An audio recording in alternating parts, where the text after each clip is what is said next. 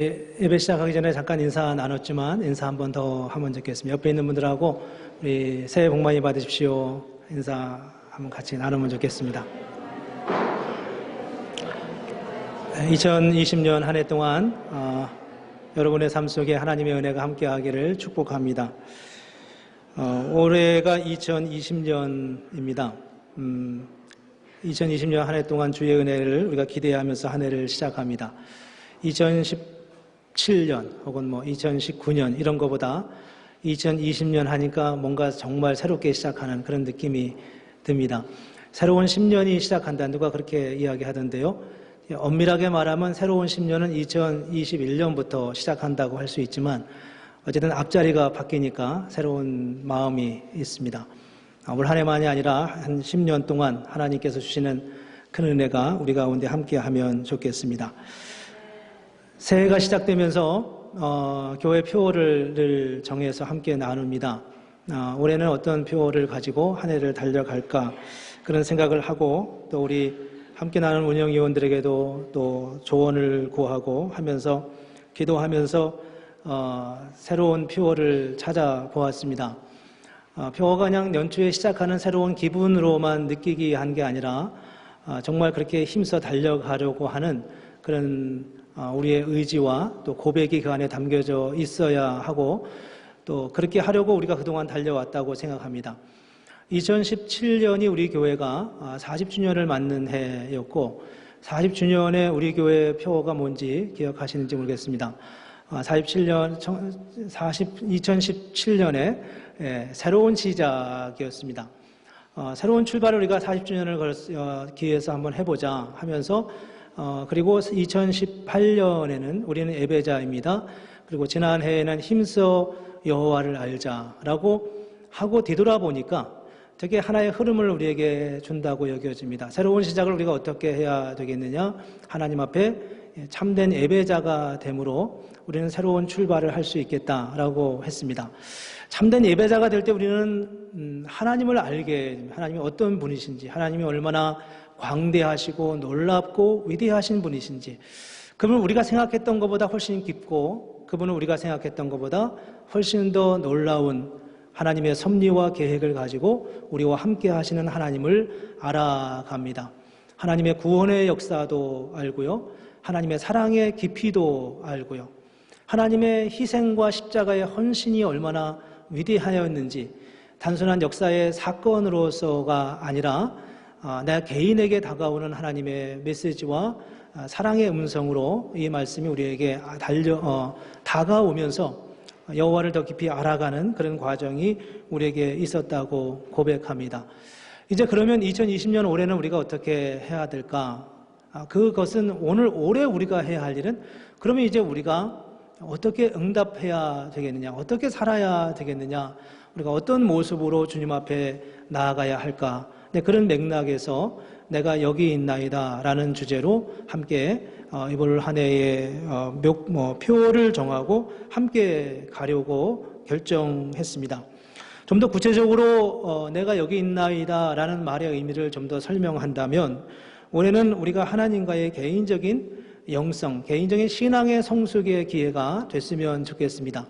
물론 이거는 우리가 항상 힘써야 되는 것이기도 하지만 좀 더 집중적으로 말씀을 보고 또 기도하고 또 제자훈련도 많은 분들이 참여하고 있지만 더 많이 가능하면 우리 한 분도 빼놓지 않고 다 제자훈련에 함께 참여하면서 성경 통독과 큐티 등등의 과정을 통해서 주님 앞에 개인적으로 더 가까이 나가가는 그런 기회가 올 한 해 저와 여러분에게 있었으면 좋겠습니다.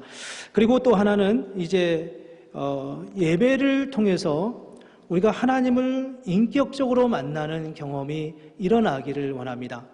물론 이제 성경을 보는 것도 우리가 다 그런 과정이긴 하지만 인격적으로 만난다라고 하는 고백은 여러 가지 의미가 그 안에 있을 수 있지만 주님이 우리에게 개인적으로 찾아오셨다는 고백이 그 안에 담겨져 있는 겁니다. 우리가 늘 이렇게 말씀을 들으면 그래 옳은 말씀이야, 맞는 말이지 이렇게 생각하는데 저게 나를 위한 말씀이네. 하나님이 집중해서 내 눈과 시선을 마주치면서 마치 나를 향하여 지금 다가오시는 것처럼 그렇게 예배를 경험하는 것입니다. 물론 그건 예배 때만이 아니라 우리 일상에서 다 그렇게 일어나야 되는 일이긴 하지만 우리가 예수를 믿는다고 해서 항상 그게 고백되거나 모든 사람이 그 고백을 가지고 가는 것은 아닐 수 있기 때문입니다. 나를 향해 다가오시는 하나님, 나와 시선을 마주치시는 하나님, 사람들의 군중이 많이 있지만 그 많은 사람들 중에서도 그 주님이 나와 시선을 맞추고 있는, 옆에 있는 사람은 잘 모르죠. 저분이 누구를 보고 있는지. 그러나 개인 대 개인의 관계 안에서 그분이 그렇게 나에게 찾아오셔서 나를 만나주시고 나와 시선을 교환하고 그분과 나 안에 내밀한 은밀한 대화, 눈인사를 주고받으며 깊은 대화의 관계를 누리고 그러면서 주님이 우리의 마음을 위로하시고 격려하시고 새롭게 하시고 바꾸시는 그런 은혜가 우리 가운데 있었으면 좋겠습니다. 좀 더 그런 마음을 가지고 올 한 해 우리가 예배를 드렸으면 좋겠습니다. 그 예배, 그런 마음이 매 예배마다 일어나지는 않을 수 있지만 그러나 매번 예배를 드릴 때마다 하나님 오늘 예배 속에서 나는 주님을 만나길 원합니다. 주님이 내게 찾아오시고 나도 주님을 경험하고 주님과 함께 마음이 찡하다든지 말씀이 갑자기 잡아진다든지 어떤 모양으로든지 하나님이 그렇게 다가오시는 주님을 경험할 수 있기를 이 제목과 함께 주제와 함께 담아서 함께 소원합니다. 세 번째는 우리가 이제 구체적으로 어떻게 삶이 바뀌어질 것인가. 우리가 뭐 이제까지 이렇게 살아왔는데 앞으로 뭐 얼마나 또 바뀌겠어요. 그렇지만 단 하나라도 단 한 부분이라도 내게 결정적인 삶의 변화를 가져오는 근본적인 삶의 변화를 가져오는 개인적인 그리고 아주 구체적인 그런 삶의 영역에서 삶의 변화가 우리 가운데 일어날 수 있으면 좋겠습니다. 이런 마음을 가지고 좀 더 공동체적이기도 하지만 개인의 변화에 좀 더 초점을 맞추면서 그렇게 가려고 합니다. 그래서 이제 성도님들한테 요청을 드리고 싶은 것은 예배를 정말 중요하게 여겼으면 좋겠다. 그런 마음을 부탁을 드립니다. 정말 준비된 마음으로 예배하고 정말 온전한 마음으로 그렇게 예배자가 돼서 모든 매 예배를 소중하게 여기고 그 예배 속에서 하나님을 만나는 개인적인 경험과 체험이 구역이나 이런 소그룹 안에서도 나누어지고 또 고백될 수 있기를 간절히 소원합니다. 우리가 이제 예배를 좀 더 풍성하게 하려는 차원 중에 하나로 우리 3월 달부터 전통 예배를 한 5주 정도 시도해 보려고 합니다. 전통 예배가 이제 뭔지 아시죠? 여러분 옛날에 드리던 예배 스타일로 우리가 같이 예배를 드려 보려고 합니다. 어르신들은 아마 그 예배 스타일이 더 익숙할 수도 있는데 뭐 형식이 중요한 건 아니지만 새로운 형식은 때로 우리에게 새로운 느낌과 하나님과의 감동, 하나님의 은혜에 대한 감동을 가져올 수 있을 거라고 여겨집니다. 뭐 그렇게 하고서 이게 너무 좋다고 하면만 그렇게 계속 갈런지도 모르겠지만 어쨌든 우리가 하나님을 경험하는 새로운 기회가 될 거라고 생각합니다. 또 이제 목사로서 사역을 하면서 지난번 송구 영신 예배 때인가요? 아니면 지난해 마지막 예배 때인가 제가 그런 약속을 드렸는데 제가 올해는 이제 기도도 좀 더 많이 하고 목사로서 성경도 좀 많이 보겠다. 뭐 목사가 당연히 성경 보겠지 이렇게 생각하셨을 텐데 이 말을 들으면서 목사도 성경을 안 보나? 이런 생각을 혹시 역으로 하실런지 모르겠는데 그건 아니고요. 그렇게 오해하진 마시고 그러나 제가 이제 올해부터는 하루에 2시간 이상 내가 기도하겠다. 내 속으로는 내 마음으로는 여러 번 그런 결심을 하고 새해를 시작했습니다. 근데 이제 올해 들어서 제가 처음으로 아마 처음일런지 모르겠습니다. 이제 공개적으로 제가 2시간 기도하겠습니다. 그리고 2시간 말씀을 묵상하겠습니다. 이렇게 고백하고 선언하면서 한 해를 시작하려고 합니다. 지난번에 그 말씀을 드리면서 그렇다고 제가 2시간 기도하는지 안 하는지 체크하려고 하지는 말라. 이제 그런 말씀을 드리기도 했는데 같이 따라오자는 뜻으로 말씀을 드리는 겁니다. 목사가 저렇게 지금 얼마큼 지금은 제가 한 1시간이나 뭐 1시간 남짓 이렇게 기도 시간을 갖는데 제가 2배로 시간을 가지니까 여러분이 지금 하고 있는 자리에서 곱하기 2 하셔서 그렇게 함께 달려갈 수 있으면 좋겠습니다. 개인적으로 성도님들을 좀 많이 만나려고 생각합니다. 우리 교우들이 뭐 그렇게 많은 편은 아니니까 대부분 다 일상적으로 만나게 되긴 하지만 어떤 분들은 그렇지 못한 경우도 있어서 올 상반기 안에 한 4월 정도까지 제가 만난 분, 만나지 못한 분을 의도적으로 다 체크하면서 이렇게 찾아가거나 초청하려고 합니다. 한국 같으면 대부분 다 신방이라는 것을 하지만 우리도 지금도 신방을 우리는 합니다. 신방을 하고 신방을 원하실 경우는 언제든지 가지만 때로 신방이 불편하게 여겨지거나 어색한 분들에게는 다른 방법으로도 우리가 함께 만나려고 합니다. 요즘은 교회당이 새롭게 이렇게 우리가 건축을 하고 나와서 교회에 오는 걸 많은 분들이 즐기시고 편하게 생각하셔서 교회로 오시면 함께 교회에서 같이 개인적인 기도의 제목도 나누고 또 대화할 수 있으리라 생각합니다. 계획이 너무 많네요. 그리고 이제 또 한 가지 마음의 소원은 이런 소원이 저에게 있습니다. 그동안은 이런저런 일들로다가 교회 나오시다가 나오지 못한 분들도 덜어 있고 또 원래 예수를 안 믿는 분들도 있고 우리 또 가족들 중에 아직 믿음 신앙생활 안 하시는 분도 있고 그래서 올해는 많은 분들이 우리가 늘 마음에 품고 있던 그런 분들이 주님 앞에 다시 나오고 신앙을 회복하는 그런 기회가 됐으면 좋겠다는 소원을 갖고 있습니다. 늘 전에 이런 생각을 할 때마다 전도대회를 해야 될까? 아니면 초청주의를 해야 될까? 이런 고민을 많이 했었어요. 근데 제가 이번에 이제 마음에 먹은 결론은 그게 중요한 게 아니라는 생각이 들었습니다. 어떤 행사가 아니라 정말 진심으로 목사가 그렇게 하려고 하고 정말 진심으로 우리 성도님들이 그런 마음을 가지고 함께 기도하는 게 중요하다. 그러면 하나님께서 그들의 마음을 움직이시고 어느 순간 우리도 모르는 순간 한 번씩 회복되는 그런 은혜가 있으리라고 생각합니다. 그런 마음을 가지고 우리가 함께 달려가는 그런 한 해가 되기를 간절히 원합니다. 이제 이런 여러 한 해의 방향을 우리가 가지고 나아간다면 제일 처음에 해야 될 일이 뭘까? 가장 우선적인 게 뭘까라고 생각했을 때 그 가장 우선적인 것은 바로 우리 자신의 변화입니다. 우리 자신의 변화입니다. 앞서 말씀드린 것처럼 말씀을 보고 기도하고 또 예배를 통해서 어떤 관계에서든지 하나님을 만나는 하나님이 나에게 집중하고 계시는 하나님이 나에게 개인적인 관심을 가지고 계시는 그런 주님을 경험하는 것입니다. 그 과정을 통해서 우리가 자기 변화를 경험하게 되지 않겠습니까? 우리가 안 변하면 누가 교회를 오겠어요? 우리가 바뀌지 않으면 누가 왔다 가도 되돌아가지 않겠습니까? 사람들은 영적인 존재이기 때문에 아주 놀랍게도 처음 온 사람들이 교회 분위기를 알아요. 그 분위기가 바뀌어지는 것을 우리가 느끼게 됩니다. 작년에 처음 오신 분들이 이야기했던 것과 그 전해 교회 처음 오신 분이 교회 분위기에서 느끼는 게 다른 걸 알게 됩니다. 그게 우리가 알고 있는 어떤 것들을 그들이 그대로 읽고 있구나라는 고백을 우리 교회 리더십들이 함께 이야기하면서 많이 깜짝깜짝 놀랄 때가 있습니다. 우리가 정말 바뀌었느냐? 저 사람이 얼마큼 바뀌었어? 라고 했을 때 우리는 현상적으로 구체적으로 그거를 말할 수는 없지만 그러나 우리는 그걸 느낌과 영으로 아는 존재입니다. 정말 나를 사랑하는구나. 정말 이 교회는 사랑이 있구나. 정말 교회가 함께 하나 되어 가고 있구나.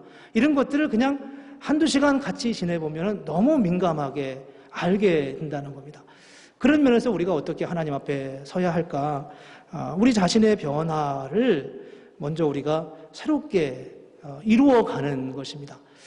그런 면에서 이제 오늘 단어를 하나 말한다면 재회심이라고 이름을 붙였습니다. 재회심. 다시 회심하는 겁니다. 이거는 어떤 중생이나 거듭남과는 별개로 성경에 보면은 돌아오라 이런 말이 굉장히 많이 나오거든요. 히브리어 수부라고 하는 이 단어가 돌아오라, 다시 돌아오라. 찬송가에도 있지 않습니까? 성경 속에 내내 하나님께서 당신을 떠난 당신의 백성들을 향해서 돌아오라 매번 외쳐갑니다. 그 돌아오라고 하는 그 말씀대로 다시 주님께로 돌아가는 그런 경험이 우리 가운데 일어나야 된다는 겁니다. 여러분 중에 이런 생각을 하실 분들이 있을지 모르겠어요. 나 지금 주님 앞에 있는데, 나 이미 주님 안에 있는데 그렇게 생각할런지 모르죠. 근데 많은 경우 우리는 다시 그분께 돌아가야 됩니다. 다시 그분을 경험해야 되는 거예요. 그분은 아무리 경험하면 경험할수록 더 놀라운 하나님의 역사를 맛보게 됩니다. 제가 전에도 그런 말씀을 한번 드렸었는데, 예수를 열심히 믿던 분이 이제 나중에 은혜를 다시 체험하면서 그런 말을 합니다. 나 정말 이제 예수를 제대로 믿는 것 같아. 이런 표현이요. 또 목회를 하시던 분들이 나 이제 정말 이제까지는 목회를 잘못한 건 이제 제대로 하는 것 같아. 뭐 이런 식으로. 그럼 목회를 하는 분들이 나 주님을 이제 만났어. 이렇게 말하는 거예요. 그러면 그분의 목회 과정 속에서 함께 가던 사람들은 뭐가 되는 겁니까? 그렇죠? 좀 이상하게 되는 거예요. 근데 저는 그 말의 의미가 뭔지를 알 것 같아요. 그게 무엇을 의미하는지. 왜 그러냐 하면 내가 이제까지 알고 있었던 하나님보다 내가 지금 주님과의 시선이 마주치면서 주님을 경험하면서 느낀 경험한 그 하나님의 세계와 그 하나님의 광대하심이 내가 이제까지 보았던 경험했던 하나님보다 더 큰 것입니다. 우리가 성경을 많이 알고 여러분 중에 성경을 몇 번씩 읽은 분도 있고 10번 이상 읽으신 분들도 있으실 거예요. 하나님을 우리는 많이 알죠. 성경을 많이 알죠. 그렇지만 우리가 천국에 가서 하나님을 만날 때 우리가 경험하는, 우리가 직면하는, 우리가 대면하는 그 하나님은 우리가 그동안 알고 있던 하나님과는 비교할 수 없을 만큼 너무나 광대하시고 놀라운 하나님 아니시겠습니까? 그런 류의 우리 하나님을 경험할 때마다 우리는 정말 이전의 믿음이 아무것도 아닌 것 같은 그런 고백과 그런 삶의 모습으로 주님을 경험하게 되는 거죠. 오늘 본문에 보면 이사야가 하나님을 만나는 장면이 나와 있습니다. 이상하게도 다른 데는 대개 예레미야 같은 경우는 1장에 하나님을 만나는 경험이 나오는데 이사야는 6장에 하나님을 만나는 경험이 나와요. 근데 이게 이제 그러면 이사야가 언제 하나님을 이렇게 만난 거냐라고 말했을 때 어떻게 말해도 큰 문제는 없겠지만 저는 이 말씀이 이사야가 한참 사역을 하던 초창기에 하나님을 다시 만나는 경험을 했다고 보여집니다. 왜냐하면 이사야 1장 1절에 보면 이렇게 말씀하고 있어요. 유다 왕 우시야와 요담과 아하스와 히스기야 시대에 아모스의 아들 이사야가 유다와 예루살렘에 관하여 본 계시라. 이사야가 언제 사역을 시작했냐면 우시야 왕 때 사역을 시작했어요. 근데 오늘 이 이사야의 이 환상의 장면은 6장 1절에 가면 우시야 왕이 죽던 해에 내가 본 적, 이렇게 말했습니다. 물론 우시야 왕이 죽던 해에 자기가 하나님을 만나고 처음 만났다 하더라도 물론 1장 1절처럼 말할 수 있지만 저 표현은 이사야가 어쨌든 사역을 시작하고 난 어느 정도의 기간이 흐르고 난 다음에 하나님을 다시 만나는 경험을 한 것입니다. 하나님을 다시 만나고 그렇게 하면서 그가 다시 한번 하나님을 만나고 다시 한번 그의 삶이 바뀌어져 가는 그런 기회를 그가 가졌음을 보여줍니다. 예수를 만나면서 우리는 예수님을 지속적으로 새롭게 만나는 경험이 필요하다는 거예요. 처음 만난 하나님, 처음 만난 주님, 그 모습이 잘못됐다는 뜻이 아니라 우리 안에서 희석되어져 갈 수도 있고 우리가 만났던 그 주님의 모습이 다가 아닐 수 있기 때문에 그렇습니다. 예수를 처음 믿은 후 한 번 변화되고 평생 아무런 변화 없이 살아간다면 아주 심각한 문제가 생길 수 있습니다. 우리는 매일 주님을 만나는 경험이 필요하다는 거예요. 매일 주님을 뜨겁게 만나야 됩니다. 예수를 우리가 매일 목욕을 해도 다시 목욕을 하는 것처럼 그렇게 주님을 경험해야 한다는 거죠. 예수를 믿은 간증을 할 때가 되면 늘 10년, 20년 전 이야기를 하시는 경우가 있습니다. 내가 처음 예수를 믿을 때 이러이러한 뜨거운 체험이 있었다고 말하는데 되게 이렇게 말씀할 경우에 우리는 지금은 경험이 없다는 거예요. 지금은 주님을 만나는 경험이 없다는 거죠. 오늘 예배를 통해서는 내가 하나님을 만난 경험이 없어요. 때때로 설교가 끝나고 이제 친교할 때 저에게 그런 말씀하실 때 있습니다. 목사님, 지난주 설교가 참 좋았습니다. 그럼 제가 마음에 오늘 설교는 어땠을까 이런 생각이 들어요. 오늘 설교가 그게 중요한 거잖아요. 오늘 주님을 만나야 되는 겁니다. 여러분의 배우자를 사랑하시죠, 그렇죠? 언제 그렇게 사랑하셨습니까? 처음 연애하고 결혼할 때는 다 사랑했죠. 다 한때는 그런 때가 있었어요. 근데 사랑이라는 질문을 했을 때 지금 사랑하는가 이런 질문을 우리는 던질 수밖에 없어요. 지금 사랑하지 않는다면 그때 사랑한 것은 아무런 의미가 없는 거예요. 전에도 물론 사랑해야 했지만 전에 사랑한 것은 지금 현재적으로 사랑하는 그 사랑에 의해서 이전의 사랑이 증명되는 것이죠. 이전에 내가 사랑했기 때문에 지금 사랑이 증명되는 것은 아니라는 겁니다. 내가 당신을 얼마나 옛날에 사랑했는데 지금은 아닐 수 있다는 겁니다. 우리의 믿음도 마찬가지입니다. 현재로 이어지는 연속성 안에서만 우리의 과거의 믿음은 의미가 있는 거예요. 현재 고백하는 믿음과 체험으로 내가 지금 하나님의 은혜를 너무나 놀랍게 느끼고 있기 때문에 그 은혜를 고백할 때 우리는 우리의 과거의 믿음도 증명할 수 있어요. 지금 그렇게 뜨겁게 믿으니까 과거도 내가 그렇게 하나님을 만났습니다 라고 말할 수 있죠. 그러나 과거의 체험으로 오늘의 믿음을 증거할 수는 없다는 것입니다. 내가 지금 하나님을 만나는 증거가 없다면 그가 과거에 어떤 믿음, 어떤 체험, 어떤 기적을 체험해서도 그건 아무것도 아닌 게 되어버리는 거예요. 여러분의 배우자를 아무리 세상 없는 예물을 가지고 보석을 주면서 사랑을 했다 하더라도 지금 사랑하지 않으면 과거의 사랑은 아무것도 아니지 않습니까? 지금 이사야는 그게 첫 번째 하나님을 만난 사건이냐, 오늘 본문이 두 번째 만난 사건이냐라는 순서가 중요한 게 아니라 지금 현재적으로 주님을 만나고 있다는 게 지금 이사야의 이 고백의 초점이라고 여겨집니다. 함께 우리의 믿음도 그렇게 현재로 이어져 갈 때만 우리는 하나님의 은혜를 누린다고 고백할 수 있다는 거죠. 그러면 우리는 어떻게 해야 하겠습니까? 오늘 본문에서 이사야 선지자는 성전 환상을 보았습니다. 이사야가 기도하고 있었는지 잠을 자고 있었는지 예배를 드리고 있었는지 모르지만 그는 환상을 보면서 보좌에 앉으신 하나님을 봅니다. 그리고 하나님 주변에 6날개를 가진 스랍 천사들이 거룩하다 거룩하다 거룩하다 외치며 하나님을 찬양하고 있고 그 찬양 소리에 문지방의 터가 요동하며 성전에 연기가 가득하게 생겨서 하나님의 임재를 보여주는 그런 상황을 보게 됩니다. 여기서 이사야는 어떤 경험을 하게 되냐면 자기의 죄가 드러나는 경험을 했습니다. 이게 우리는 사실 일상적으로 경험하지 않으면 이 말의 의미를 뭔지 몰라요. 주님을 만났는데 하나님을 만났는데 그 하나님을 만나는 사건 속에서 나를 본 것입니다. 그 나를 보았는데 나의 죄를 보았다는 거예요. 얼마나 강하게 그 죄의 의식이 강했냐 하면 화로다 나여 망하게 되어도다. 나는 입술이 부정한 사람이요 나는 입술이 부정한 백성 중에 거하면서 만군의 여호와이신 왕을 배웠다라고 고백하고 있습니다. 처절하게 죽음을 경험하는 이 이사야의 모습을 볼 수 있습니다. 그렇게 하나님을 만나면서 자기 죄를 깨닫고 난 다음에 하나님이 스랍 천사를 그에게 보내시고 그의 입술에 이 숯불을 갖다 대면서 이제 환상이죠. 입을 찢으면서 이렇게 말씀합니다. 보라, 이것이 내 입에 닿았으니 내 악이 제하여졌고 내 죄가 사하여졌느니라. 어마어마한 죄책감과 죄를 발견한 상황 속에서 죄의 용서를 경험하면서 하나님의 용납하심과 용서하심을 경험하는 이사야의 모습을 볼 수 있습니다.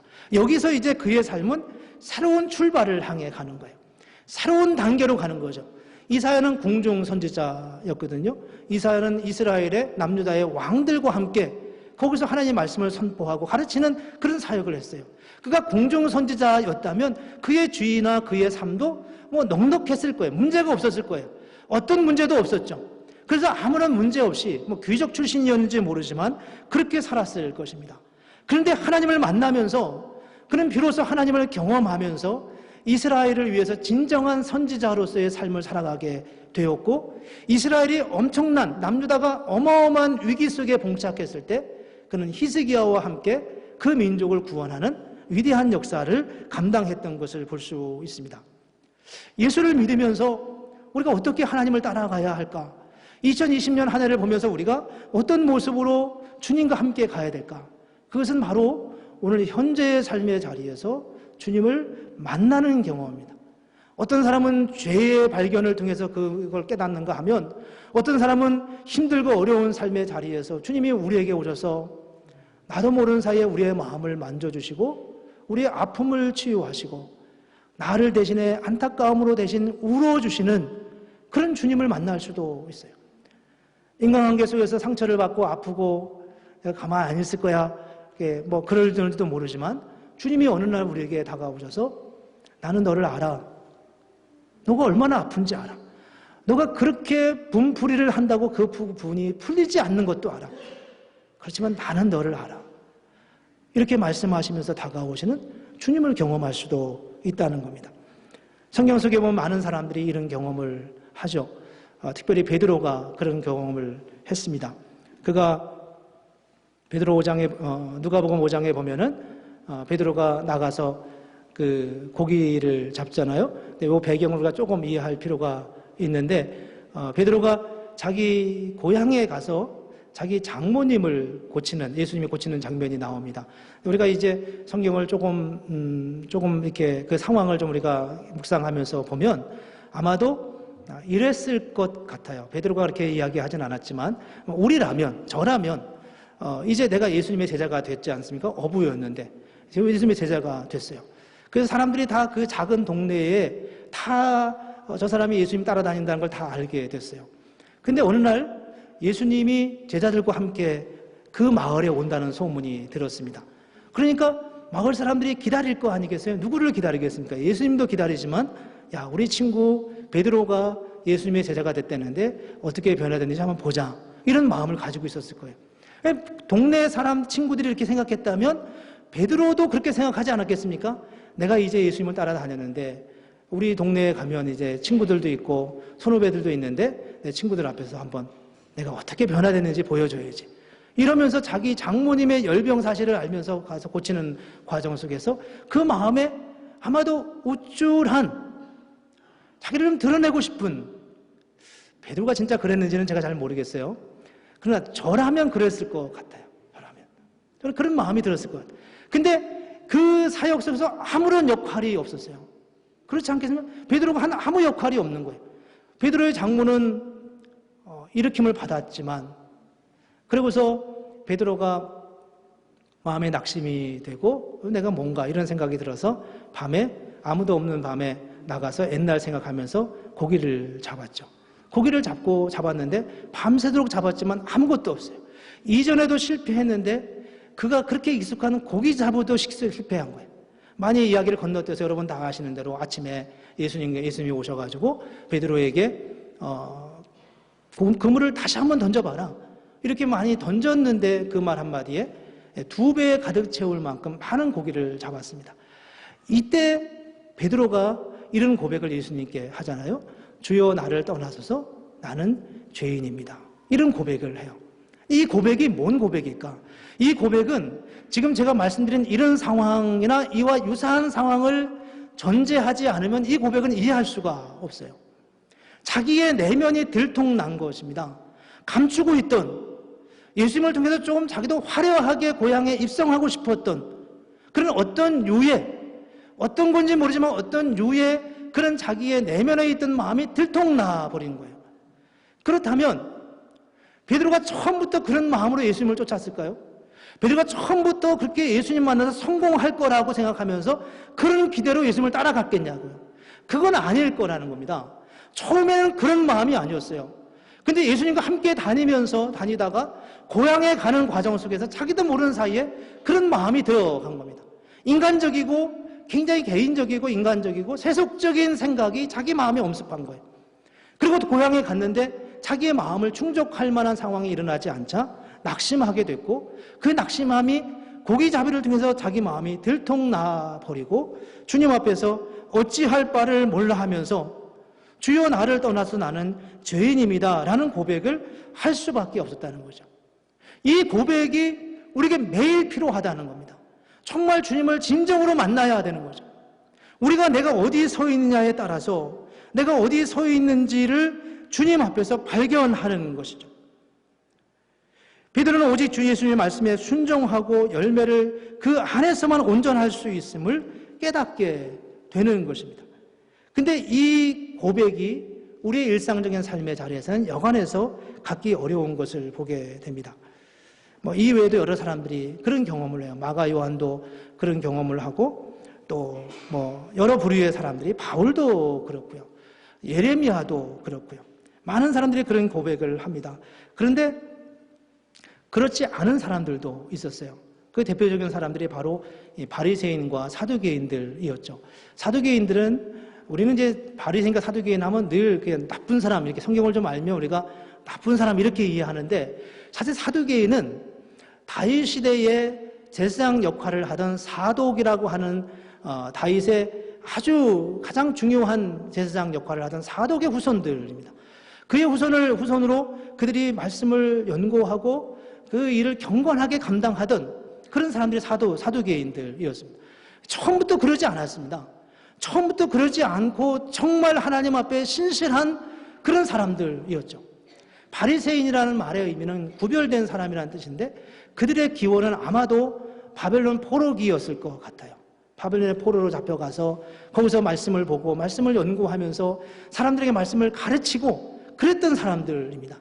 근데 예수님 당시에 오면 이 두 부류의 사람들이 예수님을 가장 많이 비난하고 아주 집요하게 예수님의 사역을 방해하고 사사건건 시비를 걸고 마침내는 예수님을 십자가에 못 박게 하는 역할을 결정적으로 하게 됐어요. 무엇이 이들을 그렇게 만들었을까요? 무엇 때문에 그들이 그렇게 변질되었습니까? 그것은 바로 그들이 말씀을 몰라서도 아니고 하나님과의 현재적 만남의 경험이 없었기 때문에 그렇다는 겁니다. 재회심은 다시 회심하고 다시 주님 앞에 돌아가는 것은 그래서 이만큼 우리에게 중요한 것입니다. 우리가 아무리 성경을 많이 알아도, 우리가 아무리 교회에 대해서 많이 알아도 오늘 이 삶의 자리, 이 예배의 자리에서 하나님을 알 수 없으면 우리는 아무것도 아닌 게 되어버릴 수 있다는 것입니다. 그런 면에서 우리는 긴장해야 되고, 그런 면에서 우리는 예배자로 나갈 때마다 하나님 앞에 깊이 간절한 마음으로 그 은혜를 구하려고 하는 뜨거운 마음이 우리에게 필요합니다. 주님의 음성을 듣는다고 우리 말하는데 그 음성이 물리적으로 들리는 게 아니지 않습니까? 물리적으로 듣는 경우도 있지만요. 그게 중요한 게 아니라 때로는 귀로 듣지 않았지만 귀로 들은 것보다 더 확실하게 들리는 음성이 있습니다. 때로는 눈으로 보이지 않지만 눈으로 본 것보다 더 확실하게 보여지는 어떤 역사가 우리에게 있을 수 있다는 겁니다. 우리는 예배의 과정을 통해서 그런 하나님의 은혜, 하나님의 역사를 경험하게 됩니다. 그 과정 속에서 오늘 본문에서 이사야가 하고 있는 고백이 뭐냐 하면 내가 여기 있나이다 나를 보내소서 라고 하는 고백입니다. 6장 8절을 보면 6장 8절에 이렇게 말씀합니다. 내가 주의 목소리를 들으니 주께서 이르시되 내가 누구를 보내며 누가 우리를 위하여 갈꼬. 그때 이사야가 이렇게 대답합니다. 내가 여기 있나이다 나를 보내소서. 여러분, 저 하나님의 음성은 누구에게 하신 것입니까? 이사야에게 하셨나요? 이사야에게 한 게 아니었어요. 아니, 그러면 다른 사람에게 아니, 그것도 물론 아니죠. 이사야만을 향해 한 말은 아니었어요. 하나님이 당신의 마음을 표현했어요. 내가 누구를 보내며 누가 우리를 위하여 갈꼬. 그때 이사야가 자원해서 주님 내가 여기 있습니다. 나를 보내소서. 그렇게 말할 수 있었던 이유는 그가 참된 예배자로 하나님을 경험할 수 있었기 때문에 그렇습니다. 설교 중에 설교가 모든 사람들을 향해 선포됩니다. 우리는 매일같이 각자의 삶의 자리에서 동일한 말씀을 읽습니다. 그런데 그 각자의 삶에서 읽는 그 말씀이 특별히 자기의 말씀으로 그것을 담는 사람이 있는가 하면 어떤 사람은 지나가는 말씀으로 그렇게 들려지는 경우도 있습니다. 오늘 본문에서 이사야는 누가 우리를 위하여 갈꼬, 내가 누구를 보내며 누가 우리를 위하여 갈꼬라고 했을 때 이사야는 내가 여기 있습니다. 나를 보내소서라고 답하고 있습니다. 그 말씀을 자원적으로 자청해서 그 말씀을 듣는 거예요. 자원해서 그 말씀에 하나님의 부르심 앞에 나아가는 것입니다. 그래서 우리는 이게 하나는 하나님의 부르심이라고 하는 소명이고 하나는 이사야가 그 소명을 부르심을 받는 사명이잖아요. 이 소명과 사명 사이에 어떻게 이 소명과 사명이 연결되냐는 겁니다. 연결되는 거예요. 지금 우리는 흔히 그렇게 말합니다. 하나님이 이사야를 콕 집어서 너 이 일을 해 이렇게 말한다고 생각해요. 그런데 사실은 오늘 본문을 보면 그렇게 말씀하지 않고 하나님은 그 말씀을 그냥 던지셨는데 이사야가 그 말씀을 받았습니다. 그리고 그 말씀을 피해갈 수 없게 받은 거예요.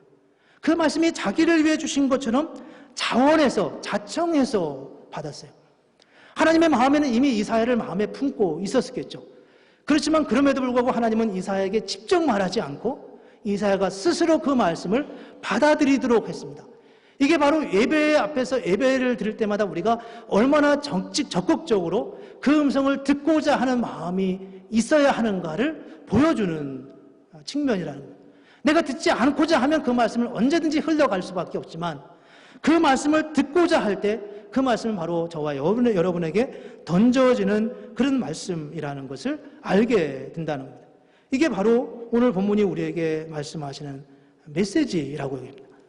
2020년 한 해 동안 우리는 정말 참된 예배자가 되었으면 좋겠습니다. 그리고 주님 앞에 내가 여기 있나이다, 나를 보냈어라고 하는 응답을 자원해서 자청해서 기꺼이 그렇게 그 부르심 앞에 응답해 갈 수 있기를 원합니다. 많은 믿음의 사람들을 보면 바울이 그런 표현을 하지 않습니까? 내가 복음을 전할지라도 자랑할 것이 없으면 내가 부득불할 일입니다. 만일 복음을 전하지 아니하면 내게 화가 있을 것이다. 제가 여기다가 하나 괄호해서 의미를 부여했습니다. 옳은 해석이런지 모르지만 이렇게 했습니다. 내가 자원하여 복음을 전할지라도, 내가 자청해서 복음을 전할지라도 자랑할 것이 없으면 내가 부득불할 일입니다. 양면이 있잖아요. 자청해서 하는 거예요. 하나님이 부르셨다고 믿지만 내가 자원해서 하지만 그게 나에게는 부득불할 일인 거죠. 내 안에 진정한 자유와 자원하는 마음과 하나님의 부르심을 어그러뜨릴 수 없는, 피해갈 수 없는 그런 하나님의 부르심이 함께 내 안에 공존하고 있습니다. 그게 바로 부름받은 사람의 고백이라고 생각합니다. 어찌 생각하면 그리하지 않을 수 없고 어찌 생각하면 안 할 수도 있는데 그렇게 기꺼이 가는 그런 자유와 기쁨이 우리 가운데 참된 예배자로 살아갈 때 우리에게 일어나는 하나님의 은혜입니다. 저는 2020년 한 해 동안 저와 여러분이 이런 하나님을 경험할 수 있기를 원합니다. 10년 전, 20년 전 간증이나 하는 사람이 아니라 오늘 주시는 말씀에 귀를 기울이고 오늘 그 말씀을 듣고 오늘 그 음성을, 주님의 음성을 듣고 오늘의 삶 속에서 하나님 앞에 바르게 온전하게 응답해 가며 살아갈 때 하나님은 저와 여러분을 통해 정말 놀라운 위대한 일들을 이루시는 하나님의 역사를 경험하게 될 것입니다. 이런 은혜, 이런 기대를 가지고 한 해를 새롭게 출발하는 그런 복된 은혜가 있기를 주의 이름으로 축복합니다. 우리 함께 같이 기도하겠습니다. 이 시간 나를